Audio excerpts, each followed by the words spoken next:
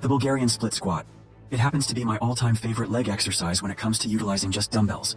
It's a multi-dimensional exercise, but importantly, it's one that can be overloaded very successfully with just dumbbells and still create the muscle growth you're looking for. I can stand up and do a reverse lunge, and I mentioned here before, it's my favorite way to do a lunge because by stepping back where I could take away some of that anterior stress on the knee and still cause the overloading growth that they need to create new size in their legs, I could also do something called the dumbbell offset lunge because what I can do is challenge the body in a little bit different plane. The frontal plane allows me to now have some more hip involvement, and again controlling this lunge, though more control of the abductors of the hip. The Romanian deadlift. And when it comes to training the hamstrings, this one gives us a chance to get that same stretch benefits that we would from, let's say, the pullover applied here to the hamstrings, giving us the chance to tie them in also to glutes function through hip extension. The dumbbell chest press. And while of course you can increase the intensity via a bunch of different intensifying techniques at its root level, doing this exercise has got to be one of the staple in your arsenal when you're trying to build a bigger chest. The dumbbell chest fly.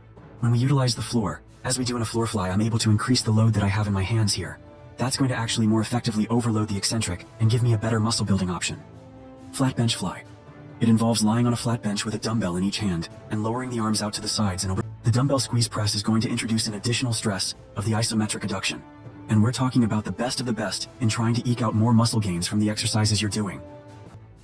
The dumbbell pullover.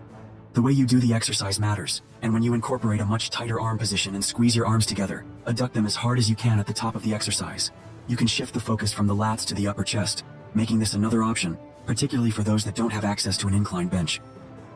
Dumbbell scoop press. And what the scoop press does, it almost starts as a front delt exercise that transitions into a front delt, middle delt press overhead. So of course, I love the pressing exercises for shoulders. They're the best of the best, and we always have to do them. But this one just gives me an option to get that front delt, a little additional work. The dumbbell hip hugger, which does a great job of actually placing both the rear delt and middle delt in that contacted state. And you'll notice as I'm pulling the dumbbells up, as if I'm trying to almost pull up a pair of pants that have fallen too low. The dumbbell cheat lateral. I've talked about before the benefits of sometimes just going a lot heavier than usual and swinging the weight a little bit, with the idea being not to have the prettiest looking concentric part of the exercise, the push press, instead of, let's say, a regular press.